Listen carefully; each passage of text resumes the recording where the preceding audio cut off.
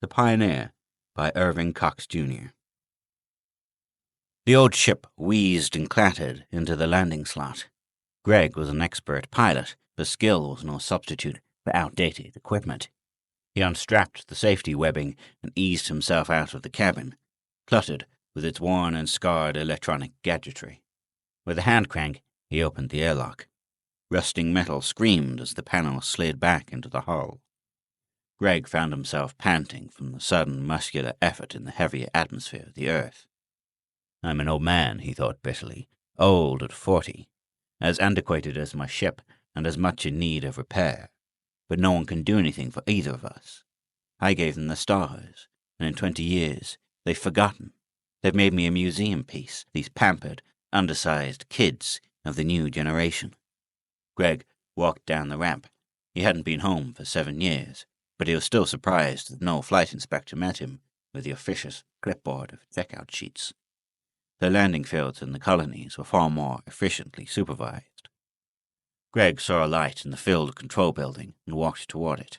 The field, sprawling for miles across the California desert, was empty, a mocking moment in the magnificent dream the new generation had rejected. Behind him, Greg saw the long rows of landing slots, towering metal shafts, raised against the night sky. Only 4 ships rested in the slots, his and 3 other rusting cargo carriers. In front of the unlighted terminal building, the passenger liner stood untended, decaying hulks that would never lift again. 15 years ago, even as recently as 10 years ago, the California field had hummed with activity. Greg could remember the tide of humanity, the clattering pickup trucks, gliding like curious ants among the freighters, the shotgun blasts of lift tubes, the parade of ships trailing flame across the sky. Now the dream was gone.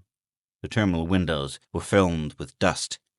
Grass grew in the cracking asphalt of the field. Greg pushed open the door of the control building. One man sat with his feet propped on a desk. Once the room had required 100 technicians. Once the traffic control panel, filling a wall nearly a quarter of a mile long, had been a maze of dancing colored lights. Now the board was dead. The enamel was peeling. The exposed metal was red with rust. The attendant took Greg's manifest without interest. "You're our first landing in 2 years, Captain." He glanced at the sheet. "Captain Greg, I see you're in from Mars." "I'm carrying 5 tons of red earth." In the old days, such a cargo would have cleared $3 million after transportation costs. A whole new industry had been built on the Martian antibiotical spore. "No market, I'm afraid, Captain." The attendant flipped the manifest aside. "Sell it at auction. I have to raise enough cash that you won't get a buyer. I've got to get some new equipment for my ship. You'd have done better in the colonies. Mars has excellent repair facilities, we understand.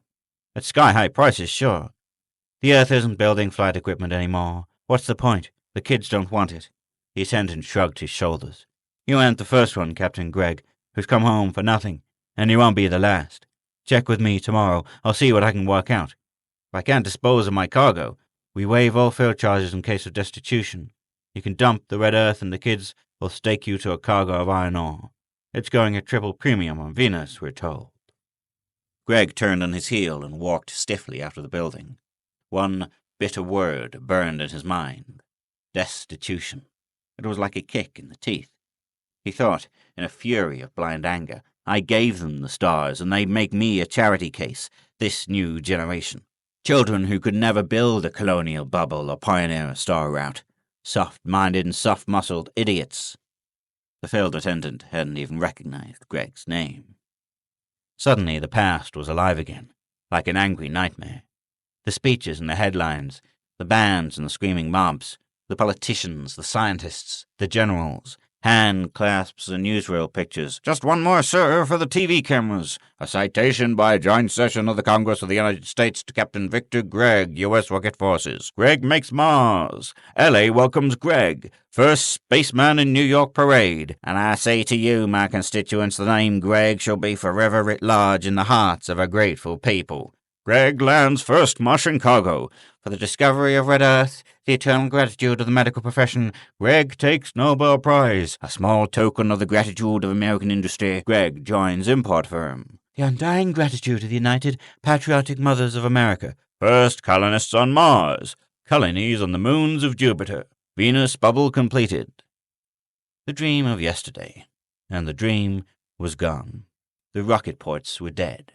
The machines were crumbling into rust. And Captain Victor Gregg, a destitute tramp, waiting for a handout from a generation of brats which had forgotten him. He crossed the field toward the clutter of buildings beyond the terminal.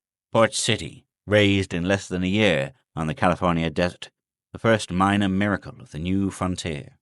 The endless mass of traffic, the noisy honky-tonks, the nervous neon shimmering in the night, the brassy bands and the fancy women. All of it was gone. Desert sand had drifted across the streets. The high-poled intersection lights, still burning, cast a blue halo in the empty, dirty windows. Gregg's shoulders sagged as he walked towards the central square of Port City. He had to see the monument again. He had to drain the last bitterness from his homecoming. In the Martian colony, they had told him it would be like this. He hadn't believed them. How could a legend be forgotten in a generation? From a block away, he saw the metal statue, turned a sickly blue by the corner streetlight. The high shaft of a primitive rocket ship, with its nose foregear lifted proudly toward the stars. In the foreground, the towering giant of a spaceman, his legs spread wide to embrace the symbolic sphere of the Earth. Sky Frontier, the sculptor had named it that. Gregg sat wearily on the granite base of the monument. He could read, all too clearly, the lettering on the plaque. Commemorating the first solar flight, Earth to Mars, made by Captain Victor Gregg of the U.S. rocket fleet, launched from this site on the first day of June, and completed. Gregg ground his fists against his eyes, yet still the words danced through his brain. His attitude of dejection was an ironic counterpoint to the confident metal monster rising above him. 20 years and a new generation made the difference, yet there was a striking similarity between the statue and the man. For Gregg had posed for the original model. Gregg was still a powerful, muscular man. His face was still clean-cut and unlined. Only the torment in his eyes reflected the dream he had lost. But nothing is lost. It's just different. Gregg looked up. A serious-faced boy of 12 stood close to him in the shadow of the statue, one of the new children. Gregg felt a cold chill crawl up his spine, fear and loathing. He hated them. They had destroyed his world. They had made him a non-entity. Yet when the boy came closer, and Gregg saw how frail and small he was, the fear seemed foolish. "You live around here, kid?" Gregg asked. Out in the colonies, they said the new children read minds, which really wasn't much, considering their other abilities. But Gregg refused to believe it. "Not minds," the boy corrected him. "We know your feelings, which is probably much the same thing. No, I don't live in Port City. I came from Chicago after you landed. I thought you might need me." From Chicago, 1,500 miles, the instantaneous transportation of living matter. Gregg's mind boggled at the familiar fact. He felt the hate and the fear again. These were not the natural children of men, but monstrosities, spawned by an unknown universe and eating out the heart of human culture. Gregg stood up, his arms stiff and his fists clenched. "When I need the help of a kid," he growled, "I'll know it's time to cash in my chips." "It's wrong to think that way, Captain Gregg. No pint-sized child's going to tell me. I wanted to make things easier for you. You should have stayed in the colonies. It was a mistake to come home. Now you're trying to drive us off the Earth." "We want to save you the discomfort of homecoming. We can't turn back the clock. Neither can you." Gregg strode down the deserted street, through the small drifts of sand. He recognized the corner where there used to be a bar. He flung open the door and entered the long, dark room. The stale air smelled of dust and neglect. His boots echoed hollowly on the oak floor. He fumbled for a match, and in the pale yellow light he saw the bottles crowding the shelves. He snatched a fifth of bourbon and ripped off the cap, gulped the liquor thirstily, and the hot fire burned warm in his veins. After the third drink, he felt the strong self-confidence of his manhood again. He leaned his elbow against the bar and glanced toward the street. The sad-eyed kid was out there somewhere, waiting like a nightmare. Or maybe he had already done his magic and transported himself back to Chicago. It didn't matter. The kid wasn't human. Greg took another pull at the bottle, and he saw it all very clearly. In the beginning, men had speculated about life forms on other worlds. Before Greg's pioneering flight to Mars, the Sunday supplements had been filled with a vast number of lurid speculations. Yet the spacemen had found nothing but virgin worlds, which became the colonies of man. The truth was, Greg understood it now. They had looked for intelligent life in familiar forms, but there had been something out there, something as undetectable as a virus epidemic, and as deadly. It had invaded the Earth and captured the minds of the children. Greg killed the bottle. By that time, he was very impressed with the brilliance of his own reasoning. Small inconsistencies kept nagging at his mind, and it seemed strange that no one had ever thought of it before, but all of that was of no consequence. Greg heard footsteps outside. His body tensed. Was it the kid coming back? He would know what Greg was thinking. He would know how close Greg was to the real truth. And the new children, no, invaders, Greg must remember that, would not let him survive. They were puny and undersized. Physically, Greg had no reason to be afraid of them.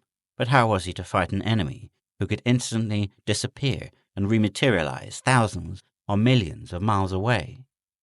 The shuffling steps came closer. A stooped, white-haired man, wearing soiled and unpressed tweeds, stepped through the door. Greg seized the newcomer's shoulder. The man gave a bleat of animal terror. "Who the hell are you?" Greg demanded. "Dr. Vale, Adrian Vale." The astrophysicist? Greg remembered the name from the ponderous text he had studied in the flight school. The old man straightened his shoulders with a semblance of pride. "You know me?" "What are you doing in Port City?" "This is where I live. I couldn't stand it in the city any longer, and I didn't want to emigrate to the colonies. The children don't object.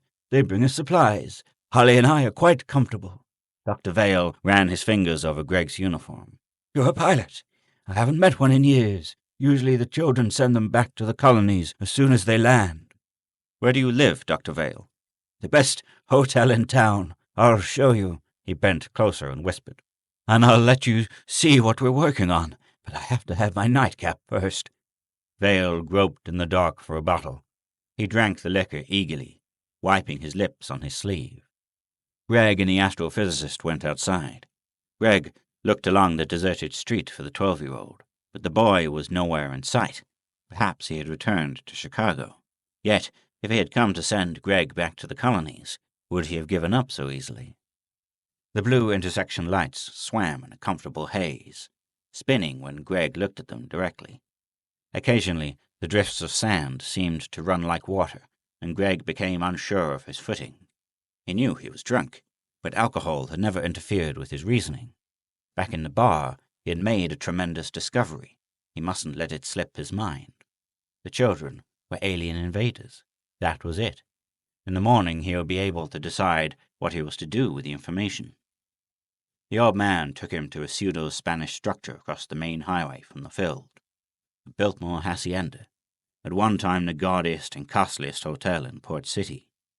Now the neon signs were out, the street-front shops were closed, and only a pale light glowed dimly behind the ornate iron gate. As he followed Vale up the 3-tile steps, Greg looked back toward the field. He saw his ship standing in its landing slot. Someone was working to unload his useless cargo of red earth. The field attendant was displaying an unusual conscientiousness, Greg thought. He hadn't expected action in less than a week. Then, abruptly, Greg knew the real significance of such prompt service. It fit with the discovery he had made in the bar. The only trouble was, his mind was too hazy for him to grasp the connection clearly. It would come to him later, he was sure of that. He followed Vale through the dusty, thick-carpeted lobby.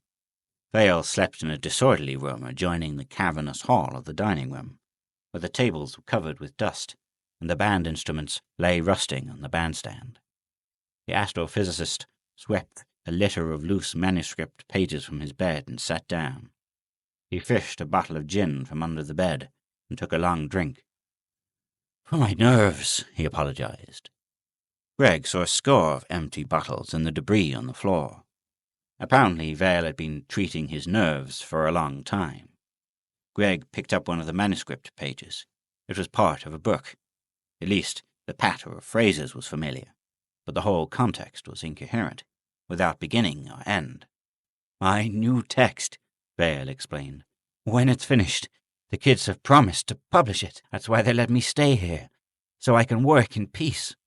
He pulled at the bottle again. "They're still children at heart. An adult can twist them around his finger, if he goes at it properly." "You mean the book's just a blind?" The scientist eyed Greg carefully. "You're too old. You can't be one of them." He rolled back the mattress and took out a thin file of paper, holding it tenderly in his hand. "I'm analyzing the cause, sir. I'm going to demonstrate how children have made us believe they are able to defy the laws of physics. When I publish this, the nightmare will be over." Vale handed over the file reluctantly. Greg turned back the cover, and the shock sobered him. Vale was an established authority. Vale was an eminent scientist. Vale was a man Greg had learned to respect. But the book Vale showed him contained nothing but blank pages. "You're interested in our project?" The throaty, silky voice came from the open door. Greg whirled. He saw a tall, thin woman, heavily painted. She was wearing a bangled scarlet gown, which hung loose from her shoulders. Her beauty had faded long ago. Her face was a lined marble mask. Her yellow hair was streaked with gray. 15 years ago, Greg could have found her counterpart lurking in any port city honky-tonk, her thin hips swaying with the brassy jargon of the music and invitation in her eyes. "This is Holly Wilson," Vale said. "My secretary." Secretary, Greg thought. So that's what they're calling it now. Holly Wilson's profession had gone by many names. The pickings on Earth must have become mighty thin if she was satisfied to saddle herself with a white-haired professor of astrophysics. Greg introduced himself, grinning contemptuously. "You're just in from the colonies, Captain?" she asked. "Yes." "Staying long?" "That depends. I have a cargo to auction, and the kids will take care of that. But you'll stay through tonight, of course. Let's see if we can find you a room." Greg thought he knew what she had in mind, but as soon as they were out of earshot of the scientist's bedroom, she said, "Come outside, Captain.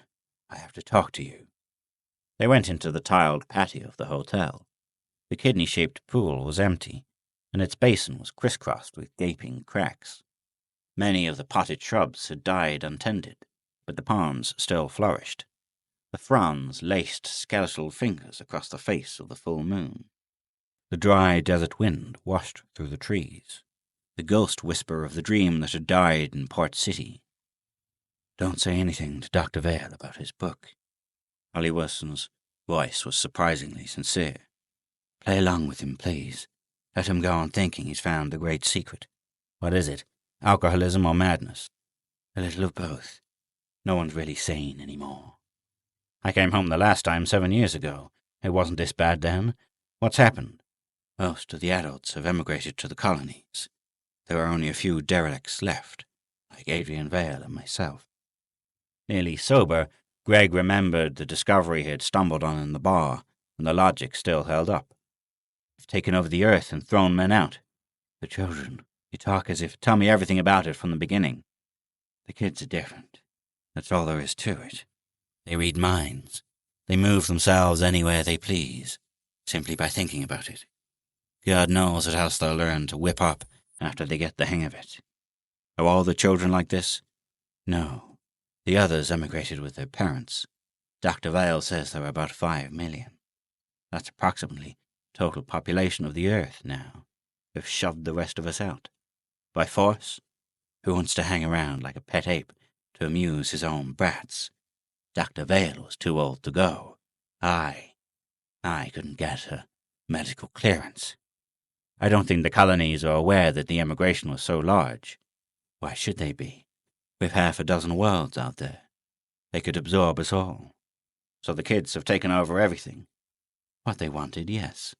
For a while we thought it was temporary. Dr. Vale didn't begin drinking until we knew the change was permanent. The oldest kids are 19 now. They're beginning to marry, and all their children have the same abilities. or witchcraft. Call it what you like. As old as 19, then the change dates from your first flight, Captain Gregg. I sometimes look at that damn statue in the square and laugh till it hurts. A brave new frontier you discovered, but that wasn't all you gave us. You believe I'm responsible for— Gregg gestured toward the slow decay in the patio. For this? Who else, Captain? It's the kids who should build you a monument. You gave them the earth. For the first time, Gregg saw the monstrosity hidden by his dream. He had made the pioneer flight, and he had created this new generation. The relationship was plain, if he could unravel it and find the real cause. But he knew that now. An invasion, an invisible virus life that had taken over their minds. How, when he knew that, how could he fight it? How could he turn back the clock and restore the earth to man? He walked slowly to the end of the patio, where he could see the deserted field across the highway. In the slot, they were still scooping the red earth of Mars out of the hull of his ship. He smiled grimly. A decade ago, the red earth had been priceless. That one import alone had made the conquest of space commercially possible. Red Earth had built Port City and the colonies. Red Earth had created the import companies, once so tremendously profitable. A light burned for a moment above Gregg's ship. Clearly he saw the puny 12-year-old boy and the 4 other children who were dumping the cargo. It gave him another explosive insight. Gregg knew then how the invasion had come from the stars. The red earth of Mars. The invisible molds of that unknown world. That was the alien life form no man had recognized. The enemy was tangible. The enemy was real. And such an enemy could be conquered. Gregg's first inclination was to cross the road and smash with his fist the pint-sized weaklings who had stolen his world. Physical conflict, that was something man understood and respected. But the children were not human. He must never allow himself to forget that. They had to be fought on other terms. First, Gregg had to escape the earth without letting them read his mind and measure his hatred. Until he could lift his ship, he had to play along with whatever plans they made for him.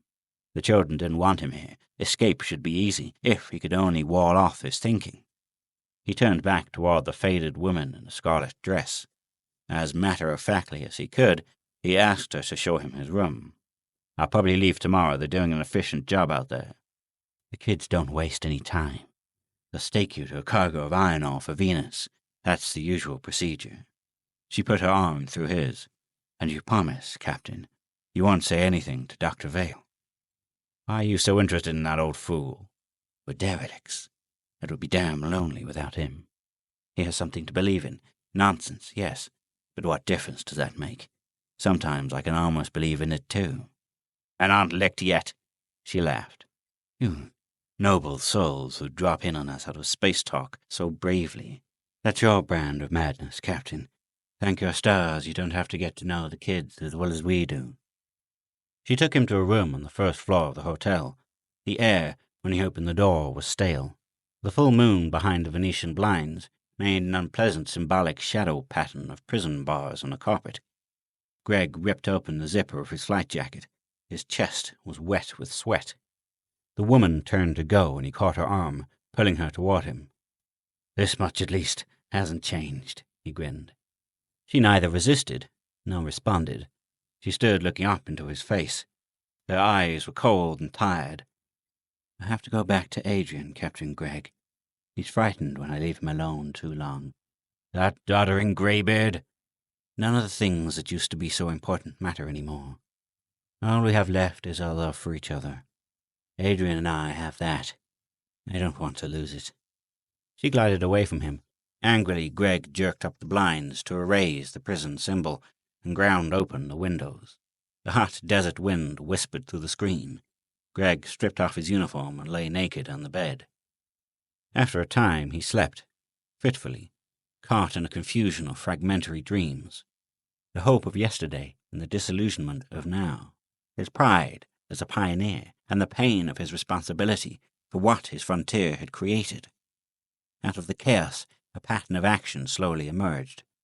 Sometime in the small hours before the dawn, Gregg made up his mind what he would do. It would be futile to try to arouse the colonies to attack the Earth. Each man in his own soul might admit the truth, but as a culture they would all reject it. They needed to keep the symbol of Earth as home, though they might never return to it. Even if that psychological objection could be overcome, war was not the answer. Only if the children were taken completely by surprise, given no time to use their alien abilities, could they be effectively destroyed. Greg knew how that could be done. A decade before his pioneer flight to Mars, the first artificial satellite had been sent up in an orbit around the Earth, a purely military weapon, capable of destroying any objective on the surface of the Earth. The satellite had overturned the balance of power and forced the creation of a united world. The resources of a planetary government had made Greg's first flight possible. Afterward, in the excitement of exploiting the new frontier, the satellite had been forgotten. But it was still there, still armed with a firepower capable of wiping the Earth clean of life. It would be the murder of a world, but murder to save humankind. Greg could do it alone. His only problem was to lift his ship without the children knowing what was in his mind. He felt no guilt, no pang of conscience. Once the decision was made, Greg slept easily, and he awoke completely refreshed, with only a slight headache from the liquor he had drunk the night before. Dr. Vale and Holly Wilson insisted that Greg breakfast with them in the hotel. He would have preferred to forage for himself. The painted woman's protective, maternal affection for the astrophysicist made Greg acutely uncomfortable. It was not the sort of behavior he would have expected of either of them. Greg's discomfort quickly became a feeling of guilt. If he used the old satellite wheel to destroy the alien children, he would be slaughtering the few human beings who remained on the Earth. Discreetly he asked how many others had stayed behind. "It's hard to say," Vale told him. 100,000, perhaps. Do you keep up any sort of contact? "Why should we? We're outcasts." With a sudden rationality, he added, "We're ashamed. When we're together, we feel bound to face the truth. It's impossible for man to admit he's a second-rater, so we hide out in deserted villages like this one and pretend all this nightmare never happened." Then Vale slipped back into his delusion again. "However, all that will be different as soon as my research is finished. Why, do you know, Captain?" "I'm leaving this morning," Greg broke in. "Would you like to go with me?" Vale shook his head. "I'm too old to make a new start on your frontier, Captain." He reached for the woman's hand. "And as long as my secretary can't have a clearance—" "Leave us as we are," Holly said. "Your dream is no better than ours." After breakfast, Greg left the hotel and crossed the highway to the field. It was still early morning, but the desert sun blazed hot in a copper sky. As Greg passed the old terminal building, the 12-year-old boy suddenly materialized and fell in step beside him. This was the thing Greg feared most. He began to walk more rapidly, fighting a rising panic. How could he keep the kid from prying into his mind? Desperately, he tried to think of something else, anything, inane or banal. The children were not gods. They couldn't dig deeper than his conscious thought. Or could they? Greg wasn't sure. "We're giving you a cargo for Venus," the boy said conversationally. "It will put you in business again, Captain. The Martian colony is equipped to repair your ship. You'll have enough cash to pay for it now." "Fine," Greg grunted. In his mind, he was frantically reciting a rhyme his grandmother taught him ago. 1, 2, buckle my shoes. 3, 4, open the door. Reciting it with fervor, like a prayer for survival, which it was. "After this, Captain, it might be better if you stayed in the colonies. Don't get me wrong. You're welcome on Earth any time you want to come home. But conditions are different here, and—" Suddenly the boy's tone changed. "But you aren't responsible, Captain." Greg's muscles tensed, so the boy had probed that deep. "A new frontier always means change, Captain, but not tragedy, not defeat. We've never supposed any of you would believe that.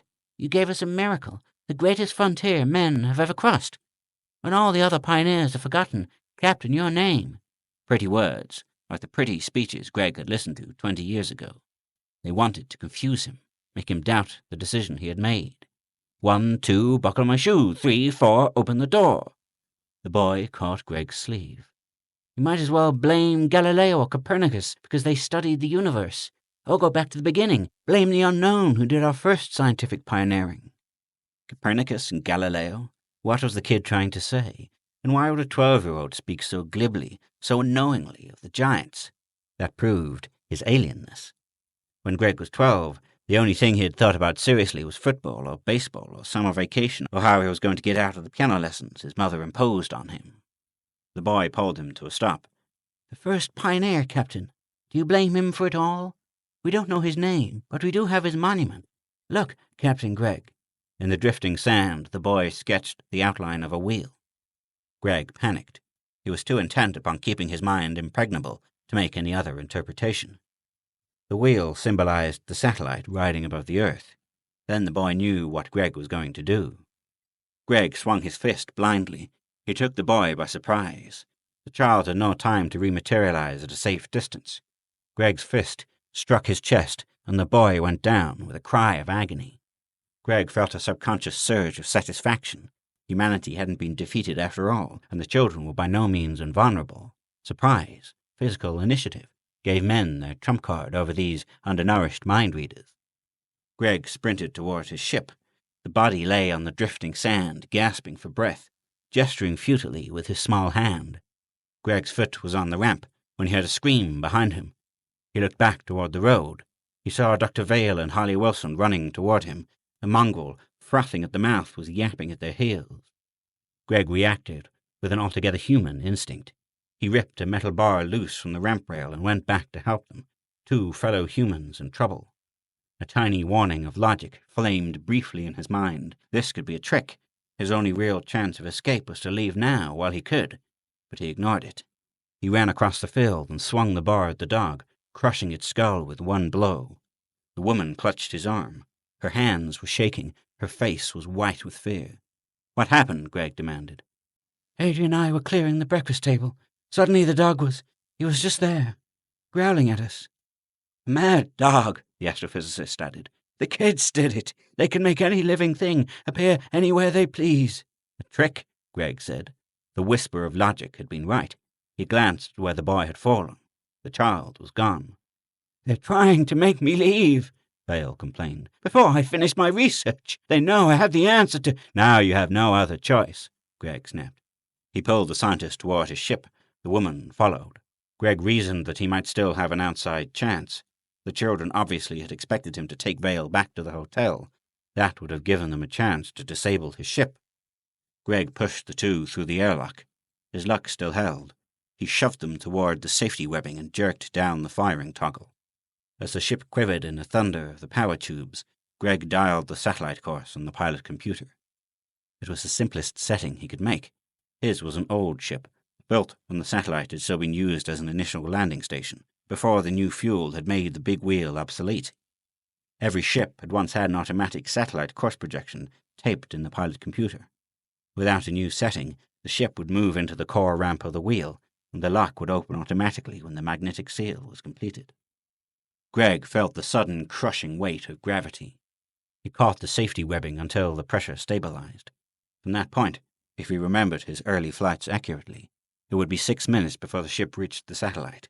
He had won. Nothing could stop him. Nothing. Then Holly Wilson screamed, and Greg saw this 12-year-old boy standing beside the flight console. "It wasn't a virus invasion," the child said, shouting to be heard above the roar of the power tubes. "I didn't know you were thinking that this morning. I could have explained if—" Greg swung his fist against an emptiness. The boy rematerialized 2 feet away. "Reset your course," the boy cried. "You understand machines, Captain. We don't, and I can't get enough technical information from your mind to do it for you." 1, 2, buckle my shoe, Greg thought in an ecstasy of triumph. He had kept that much of his thinking safe. The kids were making one last effort to save themselves. He was sure of that, but it wouldn't work. They had the alien skill to pry into a human mind, but they were helpless against man's machines.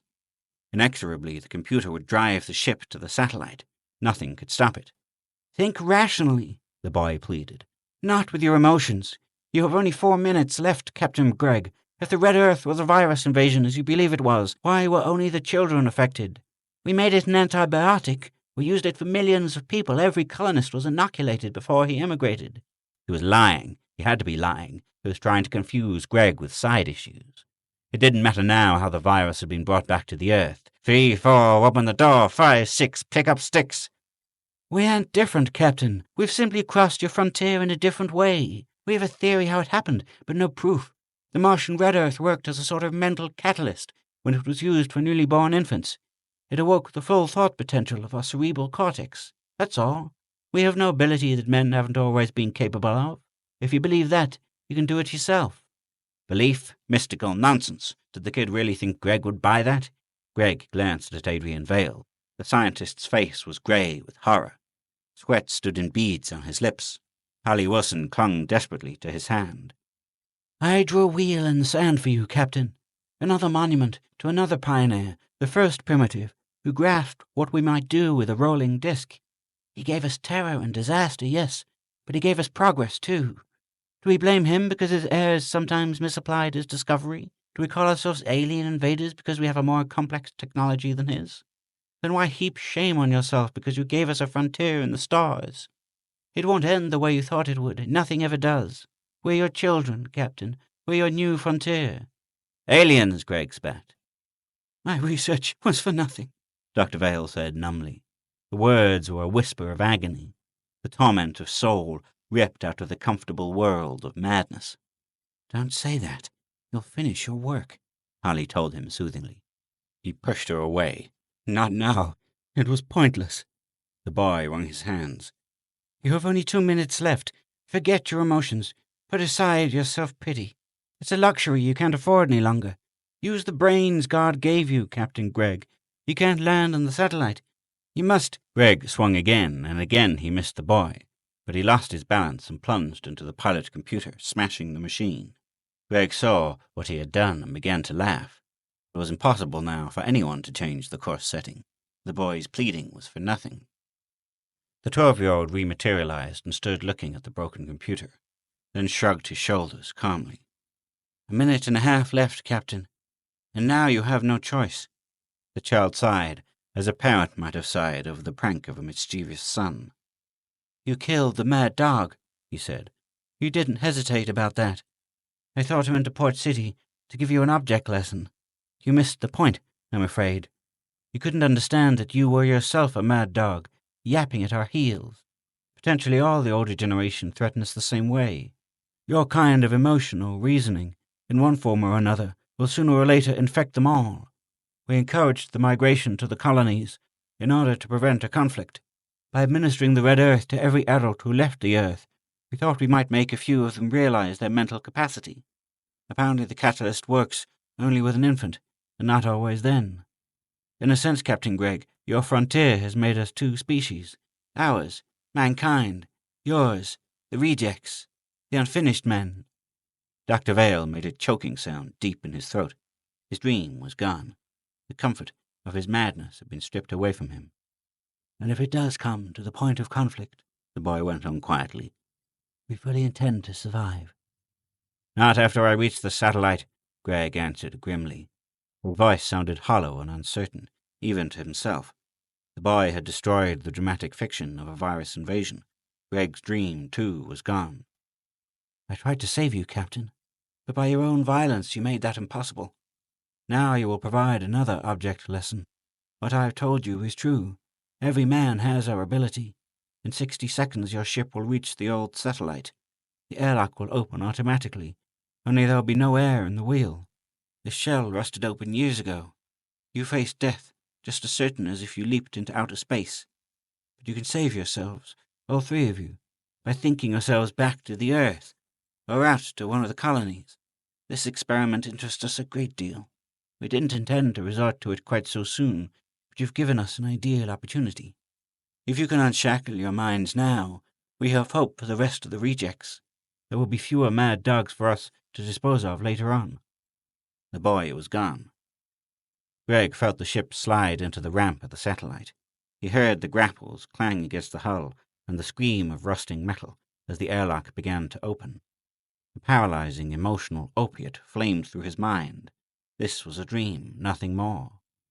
In a moment he would jerk himself awake and be amused by his terror. There was something else in his mind, too. A stirring of greatness, fire of magnificence, a new self he had never known before. He groped blindly toward that pinpoint of light. From a great distance, like an echo of shattering ice, he heard Adrian Vale's voice. The children have mastered the art of hypnotic illusion, but obviously they cannot violate the established physical laws. Our problem is entirely mechanical. I'm sure Captain Gregg can work out. Vale had found the sublime ignorance of sanity, and that was no solution. Kiss me, Hallie Wilson whispered. Nothing else matters, Adrian. And she had chosen the equally blind sterility of resignation. Gregg knew they were both wrong. He was a realist. A spaceman had to be. The kid had been able to read his thoughts. Naturally, the kid could put this weird sense of a new self in Gregg's mind. It was only a clever semantic manipulation of words to keep Gregg from using the satellite. He squared his shoulders. The star point of greatness flickered out in his mind. Gregg was a man, a product of a sophisticated and intelligent culture. This undernourished alien generation wasn't going to confuse him with mystic mumbo-jumbo about belief. He knew how to sort out fact from childish magic. He walked toward the lock, straight and proud with the confidence of man. He was smiling savagely. Mankind was no mad dog to be crushed into oblivion by a pack of puny children. They might as well learn that now. And then the airlock screamed open.